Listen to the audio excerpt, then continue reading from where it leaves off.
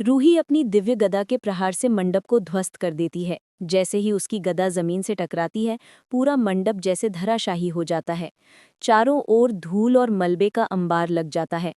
हवा में उड़ती हुई लकड़ी की खुशबू, टूटे हुए चावल और फूलों की बिखरी हुई पंखुड़ियों की महक सब मिलकर माहौल को और भी रहस्यमयी और डरावना बना देती है। वहां मौजूद सभी लोग, चाहे वो परिवार वाले हों या दर्शक, सब बस स्तब्ध रह जाते हैं। उनके चेहरे पर भय और हैरानी साफ दिखाई देती है। फिर सुकून अपनी काली शक्तियों से पलटवार करती है। उसके हाथों से जैसे अंधेरा ही उड़ने लगता है और हवा में अजीब सी सिहरन पैदा हो जाती है। उसकी आंखों में एक अघोर तेज है और उसका चेहरा जैसे किसी भयंकर योजना का संकेत दे रहा हो। लेकिन रूही के सामने उसकी एक नहीं चलती।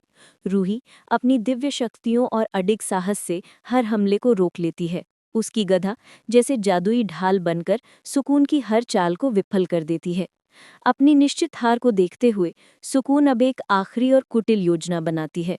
वो रूही के परिवार वालों को मोहरा बनाती है और उन्हें उकसाती है कि वे रूही से गदा छीनने की कोशिश करें। उसकी चाल इतनी धूर्त और खतरनाक थी कि अगर कोई भी इसका शिकार हो जाए तो स्थिति पूरी तरह पलट सकती थी।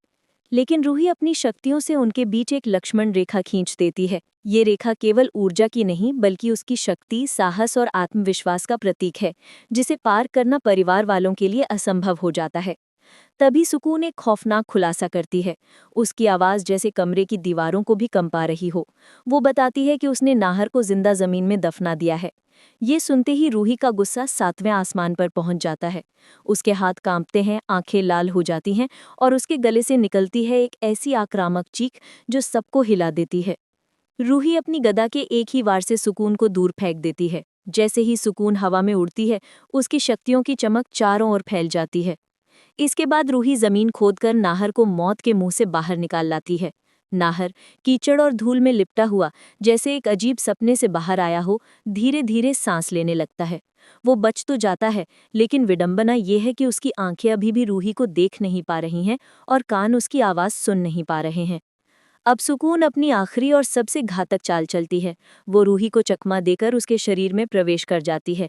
जैसे ही सुकून रूही के शरीर में प्रवेश करती है, वहाँ का माहौल और भी भयावह और तनावपूर्ण हो जाता है। अब रूही के शरीर में दो आत्माएं हैं।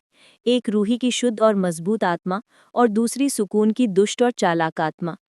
अंततः सुकून की दुष्ट आत्मा रूही पर हावी हो जाती है और उसके शरीर पर पूर्ण नियंत्रण पा लेती है। कमरे का तापमान अचानक गिर जाता है। अजीब सी ठंडक चारों ओर फैल जाती है। नाहर को तुरंत आभास हो जाता है कि उसकी रूही बदल गई है। उसकी आत्मा की सहजता, उसकी पहचान, सब कुछ अब सुकून के हाथों में है। सुकून रूही के शरीर से नाहर को चुनौती देती है। उसकी आवाज़ इतनी कठोर और चुनौतीपूर्ण है कि नाहर के दिल में गहरी हलचल हो जाती है।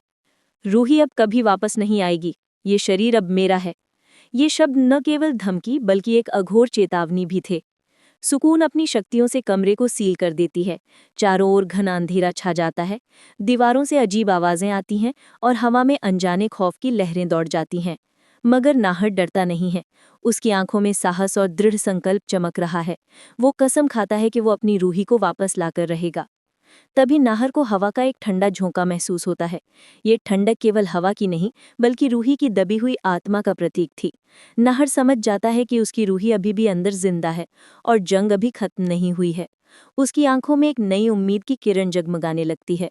उसने तय कर लिया है कि चाहे जितनी भी कठिनाइयां आएं, वो रूही को वापस लाकर रहेगा।